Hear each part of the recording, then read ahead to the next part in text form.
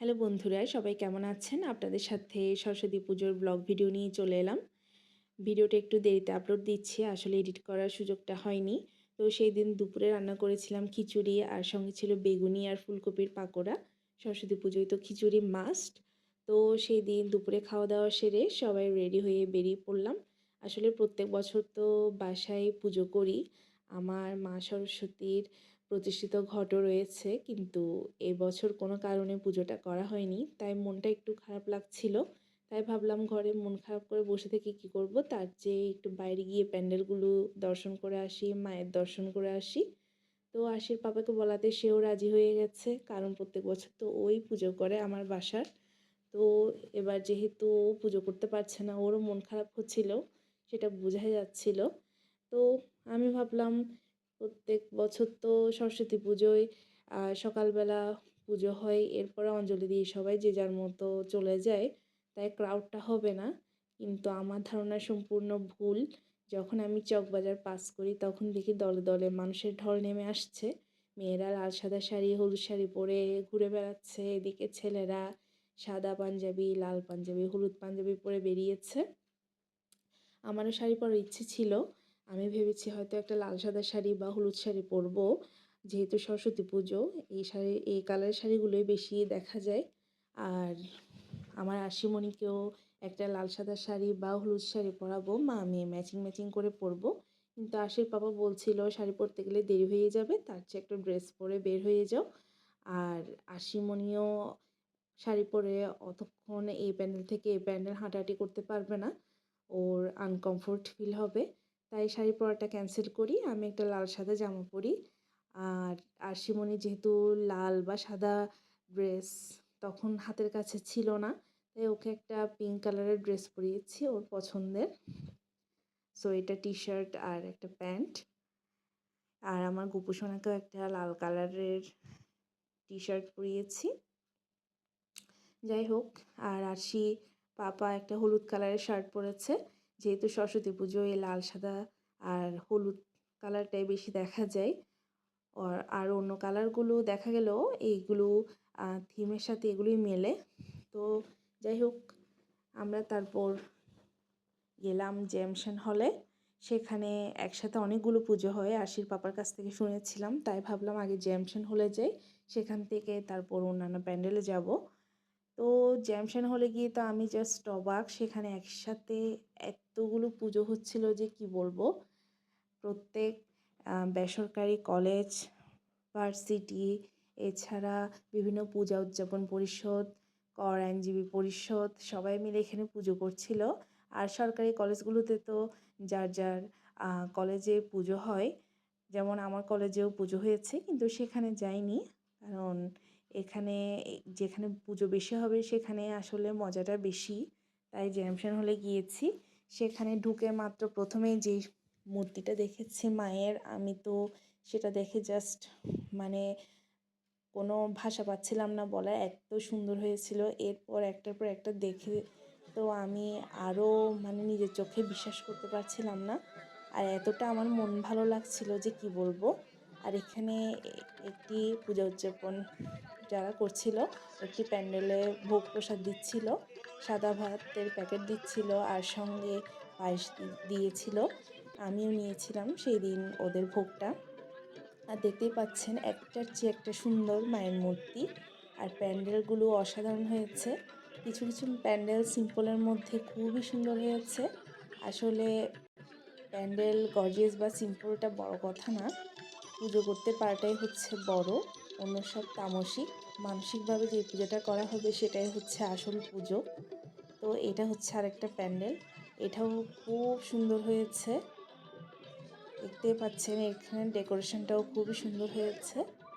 আর এখানে কিছু বাল্য শিক্ষার উক্তি তুলে দিয়েছে, যেগুলো আমরা ছোটবেলায় পড়েছিলাম।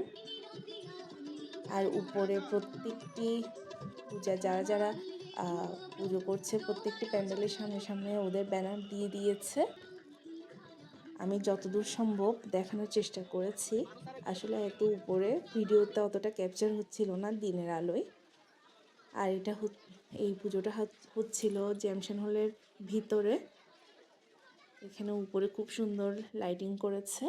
আর এখানে থিমটা ছিল জলের মধ্যে মা সরস্বতী, আর মা সরস্বতীর পায়ের কাছে যে সূর্যমুখী ফুলটা ছিল সেটা র্যান্ডম ঘুরছিল। এটাও খুব সুন্দর হয়েছে। এখানকার প্যান্ডেলটাও খুব সুন্দর হয়েছে আশেপাশে। আর প্রত্যেক বছর তো পুজো করে আসলে এনার্জি হয় না বের হওয়ার। এই প্রথমবার আমি সরস্বতী পুজো দেখতে বেরিয়েছি। প্রত্যেকবার বাসায় পুজো করার পরে আর এনার্জি হয় না, কিন্তু এবার এতগুলো পুজো দেখে এত ভালো লাগছিল, তাই এবার ঠিক করেছি যদি মায়ের কৃপা হয় তাহলে প্রত্যেক বছর সরস্বতী পুজো করে আমরা দুপুরের পরে বের হব। তো এখানে independent university, southern university, premier university, এছাড়া আরও অনেক বেসরকারি ভার্সিটি, কলেজ, এছাড়া পূজা উদযাপন পরিষদ বিভিন্ন, আর করণজীবী পরিষদ, ওনারাও পুজো করছেন খুবই সুন্দর করে। এটা আরেকটা মূর্তি। আর এখানে সকাল 11টার দিকে পিঠা উৎসব আর শীতবস্ত্র বিতরণ করা হয়েছে। এখানে প্রধান অতিথি হিসেবে উপস্থিত ছিলেন চট্টগ্রাম সিটি কর্পোরেশনের মেয়র ডক্টর শাহাদাত হোসেন। এছাড়া গীতা প্রতিযোগিতা হয়েছে, আর গীতা প্রতিযোগিতায় প্রতিযোগীদের যারা যারা বিজয়ী হয়েছে সবাইকে পুরস্কার দেওয়া হয়েছে।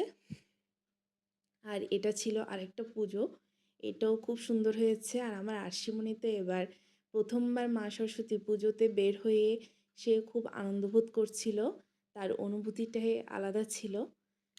আর প্রত্যেক বছর বাসার পুজো সে খুব এনজয় করে। আর ওকে কিন্তু আমি এখনও কুল খেতে দিইনি, পুজো শেষে তারপর সে কুল খাবে। এই নিয়মটা যেটা আমরা ছোটোবেলা থেকে আমরা পালন করে এসেছি সেটা আমার মেয়েকেও করতে চাচ্ছি, জানি না কতটা সম্ভব হবে। তো এটা হচ্ছে আরেকটা মূর্তি। এখানে থিমটা হচ্ছে মা সরস্বতী পাঠ দিচ্ছে এরকম একটা থিম, উপরে আবার গুরুকুল লেখা। এখানে আশেপাশের প্যান্ডেলটাও খুব সুন্দর হয়েছে।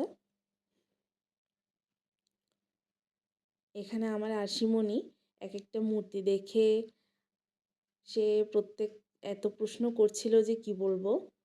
এখানে আবার মায়ের মূর্তির পাশে ঋগ্বেদ, সামবেদ, যজুর্বেদ বেদের পাঠ্যপুস্তকগুলো রয়েছে। এখানে আরশিমণির এত প্রশ্ন মা সরস্বতীকে ঘিরে, উত্তর দিতে দিতেও আমি শেষ, যা যা আমি জানি। এদিকে গোপুসোনাও খুব এনজয় করছিল, সেও তো এখন বুঝতে পারছে ঢাকের আওয়াজ, ঢোলের আওয়াজ, এত মানুষজন, সেও খুব এনজয় করছিল। আর আমার আসলে এবার পুজো করতে না পারার কষ্টটা একটু হলেও কমেছে। এখানে ইস্ট ডেল্টা ইউনিভার্সিটি, এই যে এটা হচ্ছে করণজীবী সমিতির পুজো। এখানে ঢুকেও দেখলাম এই মূর্তিটা অসাধারণ হয়েছে, আপনারা তো দেখতেই পাচ্ছেন। আর প্যান্ডেলটার কথা আর কি বলবো, খুবই সুন্দর হয়েছে। আর মা সরস্বতীর প্রত্যেকটা মূর্তিতে একটা আলাদা মাধুর্য থাকে। মা সরস্বতী তো সুব্রতার প্রতীক, আর লাল সাদা শাড়ি মা সরস্বতীকে আরও ফুটিয়ে তোলে, এত যে সুন্দর লাগে কি বলবো। আর এই হাতে গোনা কয়েকটা পুজো, এগুলো আমাদের জন্য খুবই ইমোশন। বিশেষ করে সরস্বতী পুজো, দুর্গা পুজো, কালী পুজো, লক্ষ্মী পুজো, এগুলো আমাদের কাছে খুবই ইমোশনের জায়গা। আর এটা হচ্ছে মা সরস্বতীর ছবি দেয়া একটা ডেমো ফটো দেয়া একটা ফটো জোন, যেখানে সবাই দাঁড়িয়ে ছবি তুলছিল, আমরাও তুলছি। এতগুলো পুজো দেখার পর জ্যামশন হলে আর কোথাও যাওয়ার আর ইচ্ছে ছিল না। আমরা সন্ধে পর্যন্ত থাকিনি, এরপর আমরা বাবুল্যান্ডে গিয়েছিলাম বাচ্চাদের নিয়ে, সেখানে কিছুক্ষণ থেকে তারপর বাসায় এসে বানিয়েছি পোলাও মটরশুঁটি দিয়ে, সঙ্গে ছিল পালং শাকের বড়া আর ফুলকপির রোস্ট। সরস্বতী পুজো তাই একটু স্পেশাল কিছু তো বানাতেই হবে। তো সবাই ভালো থাকবেন, নমস্কার।